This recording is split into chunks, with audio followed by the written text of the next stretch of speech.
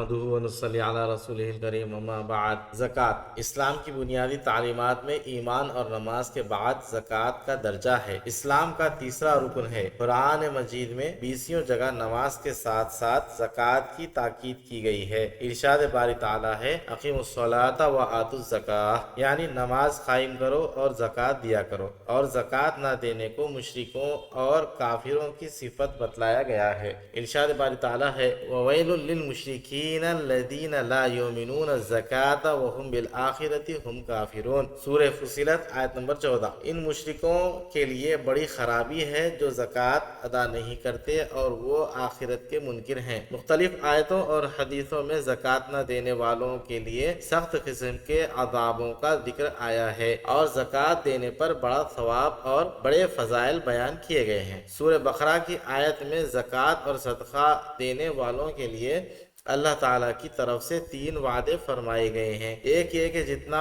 وہ خرچ کرتے ہیں اللہ تعالیٰ ان کو اس کے بدلے سینکڑوں گنا زیادہ دے گا۔ دوسرے یہ کہ ان کو بڑا اجر و ثواب ملے گا اور بڑی بڑی نعمتیں ملیں گی۔ اور تیسرے یہ کہ قیامت کے دن کو کوئی خوف و خطر اور کوئی رنج و غم نہ ہوگا۔ چوتھے یہ کہ آپ صلی اللہ علیہ وسلم نے فرمایا ہر سال دل کی پوری خوشی سے اپنے مال کی جو زکوٰۃ ادا کرے اس نے ایمان کا مزہ پا لیا۔ زکوٰۃ اور صدقات کے بعض دنیاوی فوائد۔ زکوٰۃ اور صدقات ادا کرنے والے مومن کا دل بڑا خوش اور مطمئن رہتا ہے۔ غریبوں کو اس پر حسد نہیں ہوتا بلکہ وہ اس کے بہتری چاہتے ہیں اور اس کے لیے دعائیں کرتے ہیں۔ عام دنیا کی نظروں میں ایسے شخص کی بڑی حیثیت اور عزت ہوتی ہے۔ سب لوگوں کی محبت اور ہمدردی ایسے شخص کو حاصل ہوتی ہے۔ اللہ تعالیٰ اس کے مال میں بڑی برکتیں دیتا ہے۔ ارشاد نبوی ہے اللہ تعالیٰ فرماتے ہیں اے آدم کے بیٹے تو میرا دیا ہوا مال خرچ کیا جا، میں تجھ کو برابر دیتا رہوں گا۔